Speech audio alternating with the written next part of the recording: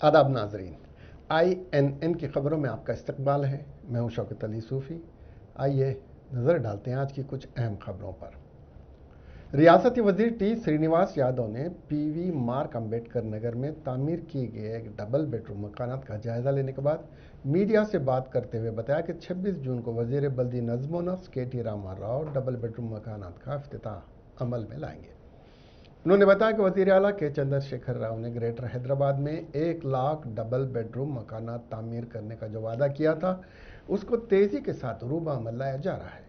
उन्होंने बताया कि तेलंगाना की TRS हुकूमत बगैर 1 रुपया लिए के डबल बेडरूम मकानात फराहम कर रही है, जबकि कांग्रेस दौर इख्तदार में इंदिरमा और गृह कल्पा के तहत दिए जाने वाले मकानात में सिर्फ 23% सब्सिडी दी जाती थी।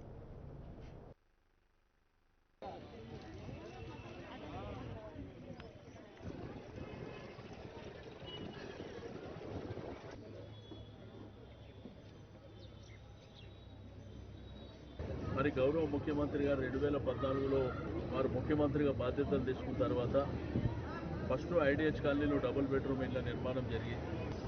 అంటే ఇది నా నియోజకవర్గంలో ఉన్నందుకు అది పేద వర్గాలకు సంబంధించింది కాబట్టి చాలా సంతోషంగా ఉంది. చాచా నెహ్రూ నగర్ అక్కడ కూడా కడుతున్నాం. మేబీ ఆగస్టులో సెప్టెంబర్లో అవి కూడా ఇస్తాం. ఆ రైల్వే ట్రాక్ పక్కన బండమైసమ్మ నగర్ అక్కడ కూడా ఆగస్టు సెప్టెంబర్ లోపల వాళ్ళకు కూడా ఇస్తాం. ఈ వెనుక గంగిరెడ్డి వెళ్ళే తోటి అది 1వ తేదీని ఇస్తున్నాం. అంబేద్కర్ నగర్ అయితే మీకు అందరికీ తెలుసు 26వ తారీఖున ఆ కార్యక్రమం ఉన్నది. దాంతోపాటు గొల్లకొమరయ్య కాలనీలో కూడా ఒక 10 ఇళ్ళు అక్కడ కట్టినాం. అంటే గతంలో ప్రభుత్వాలు అనేక सदर तेलंगाना जन समिति प्रोफेसर कोदंडराम ने वजीर आला के चंद्रशेखर राव के दौरे वरंगल और वजीर बल्दी नज़्म नस्क KT रामाराव के दौरे सिलसिला के मौके पर तेलंगाना जन समिति के कारकुनों और दीगर सियासी जमातों के कारकुनों को हिरासत में लेने की सख्त मजम्मत करते हुए उसे गैर जमहूरी अमल करार दिया और बताया कि अपोजिशन जमातें किसी भी मसले को लेकर वजीर आला और रियासती वज़रा के दौरों के मौके पर मेमोरेंडम हवाले करते हैं, लेकिन मौजूदा हुकूमत न तो आवाम से और न ही अपोजिशन से मुलाकात करने के लिए वक्त दे रही है। वज़ीर आला फार्म हाउस और प्रगति भवन तक महदूद हैं। रियासती वज़रा ऐशो इशरत की ज़िंदगी गुजार रहे हैं। उन्होंने बताया कि तेलंगाना जन समिति के कारकुनों की गिरफ्तारी के मसले पर पार्टी अदालत से रुजू होगी। ఒక ఆనవాయితీ ప్రకారం KT రామారావు గారు సిరిసిల్లబోతున్నారంటే ఆ నేరెళ్ల బాధితులను అరెస్ట్ చేసి పెడతారు. అట్లాగే చాలా సర్వసాధారణంగా ఇదివరకైతే జేఏసీ వాళ్ళందరినీ అరెస్ట్ చేసేది ఇప్పుడు తెలంగాణ జనసమితి బీజేపీ ఇట్లాంటి వాళ్ళందరినీ తీసుకుపోతున్నారు. అదేవిధంగా స్థానికంగా ఉండే విద్యార్థి సంఘ నాయకులను ఇతర ప్రజా సంఘాల నాయకులను వాళ్ళని తీసుకుపోయి పోలీస్ స్టేషన్లో పెడుతున్నారు. ఇది జరుగుతున్న తంతు, ఇది అన్యాయము, అప్రజాస్వామికము, ఒక పాత రాచరికపు పాలనకు సంబంధించినటువంటి పోకడ ఇది. ఇప్పటికైనా ఈ అరెస్టులు మానాలని డిమాండ్ చేస్తున్నాం. ఈ విషయం పైన మేము తప్పకుండా ఈసారైతే మానవ హక్కుల కమిషన్ కానీ అదేవిధంగా హైకోర్టుకు కానీ దీనిపైన ఒక పబ్లిక్ ఇంట్రెస్ట్ లిటిగేషన్ వేసైనా ఒక న్యాయాన్ని సాధించుకోవడానికి ప్రయత్నం చేస్తాం.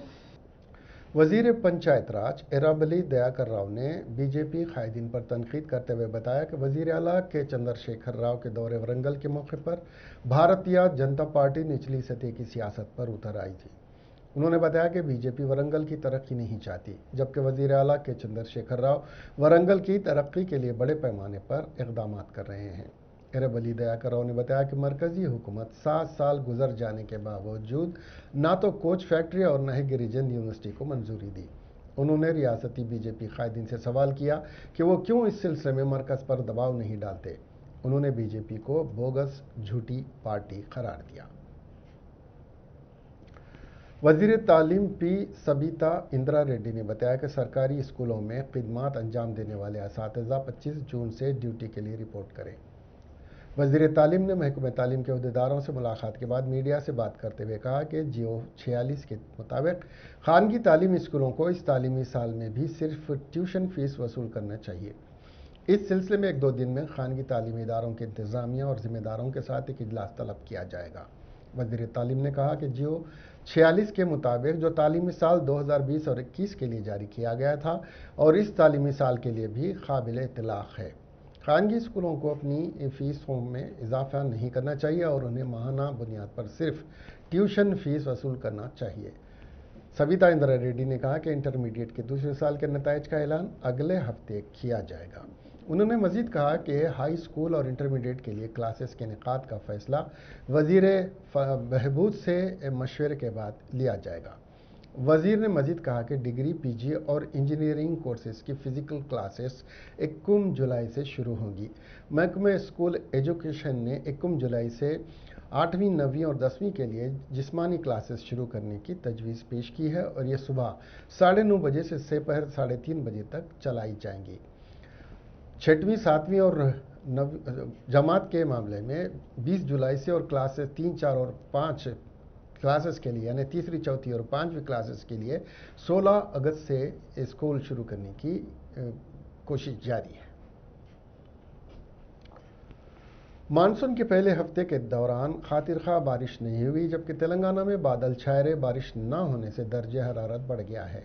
हवा में नमी 15% रही, जिसकी वजह से दर्जे हरारत बढ़ गया। दिन के वक्त दर्जे हरारत में इजाफे के साथ दर्जे हरारत 26 डिग्री सेल्सियस तक पहुंच गया है।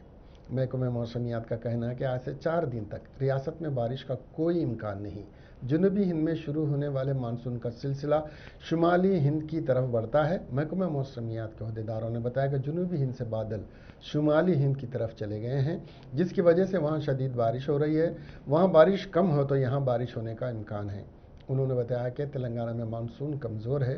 उन्होंने कहा कि खलीज बंगाल में मानसून में कोई तब्दीली नहीं हुई और मौसम नॉर्मल रहा। ज़िले नलगुंडा के नेडुमुनूर में इस माह सबसे ज़्यादा दर्जे हरारत रिकॉर्ड किया गया। कल यहाँ पर दर्जे हरारत 38.5 डिग्री सेल्सियस रहा।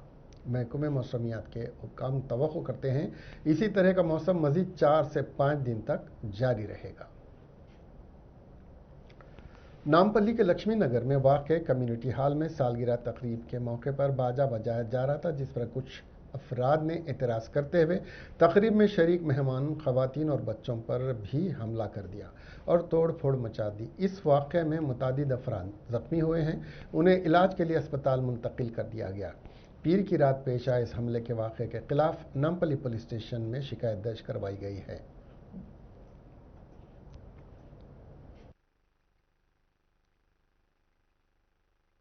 बाहर मार दिया, अंदर 10-15 थे अंदर शादी खाने के अंदर, और लाइटा बंद कर दिया, चीजें खींची आंगों में से। जी मैं गेट के बाहर निकाल रहा था, उल्ला लटों से लेके आके मारे, गाड़ी पूरी डैमेज कर दिए। अंदर लेडीज है बोल के मैं बचाने गया तो उसके बावजूद भी उल्ला किसी को जाने नहीं दिए। पुलिस वाले अरे रुक जाओ बोल के बोले, उसके बावजूद भी उल्ला किसी को हम लोग को अंदर आने नहीं दिए। लेडीज है, बच्चे है, बाहर ले लेते हम लोग बोले तो उल्ला नहीं सुने, फिर भी हम लोग को बाहर भेज दिए। मारे हम लोग को भी लटों से। कितने पैसों में 20-25 जने थे, 20-25 जने थे और पूरे बस्ती के लोग थे जो आके मारे हम लोग। पीले के भी थे, ड्रिंकिंग करे हुए भी थे, विदाउट ड्रिंकिंग भी थे। और क्या है बोले तो हम समझा रहे, बोल रहे अंदर लेडीज को हम बाहर भेज देते, जो भी है जेंट्स से बात करो बोल तो ना सुन रहे नहीं। बोले तो भी तुम बाहर जाओ, हम बात कर लेते, बाहर जाओ बोल के उन्ना खुद बाहर से डोरा लगा दिए, डोरा पूरे बंद कर दी। शादी खाना है बोले बाजा। कालेश्वरम प्रोजेक्ट चीफ मिनिस्टर के चंद्रशेखर राव का एक ऐसा प्रोजेक्ट है जिसको बनाने का मकसद करोड़ों एकड़ अराजी को सैराब करना है। डिस्कवरी चैनल इस माह की 25 तारीख को इस प्रोजेक्ट पर एक खुसूसी दस्तावेजी फिल्म को तैयार किया है, जिसे दिखाया जाएगा, जिसका नाम लिफ्टिंग द रिवर रखा गया है। किस तरह इस प्रोजेक्ट को जो 2017 में शुरू किया गया था सिर्फ 3 सालों में मुकम्मल कर लिया गया। इस दस्तावेजी फिल्म को हैदराबाद के कोंडापल्ली के राजेंद्र श्रीवास्तव ने तैयार किया। राजेंद्र अपनी दस्तावेजी कामों पर कई अवार्ड जीत चुके हैं। उन्होंने बड़ी मेहनत से अपनी नई दस्तावेजी फिल्म तैयार की है। वाईएसआर शर्मिला ट्वीट के जरिए कहा कि जहां अवाम मुखालिफ हुक्मरानी हो वहां अवाम हुकूमत के खिलाफ हो जाते हैं, सवाल करने वाला कोई ना हो, इसलिए रियासत में हुकूमत संगमों को ख़त्म कर दिया है।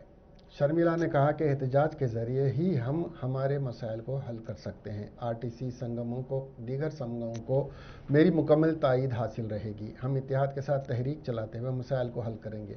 शर्मिला टैगोर ने कहा कि रियासती हुकूमत मसाइल को हल न करते हुए मुलाजमीन के साथ नाइंसाफ़ी कर रही है, लेकिन संगम हुकूमत के खिलाफ आवाज़ बुलंद करते हुए मसाइल को हल करवा कर रहेगी।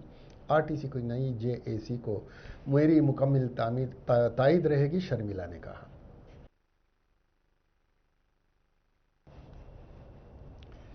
इसके साथ ही ये खबरें यहीं ख़त्म हुई। अब हमें दीजिए इजाज़त और देखते रहिए INN चैनल। खुदा हाफिज़।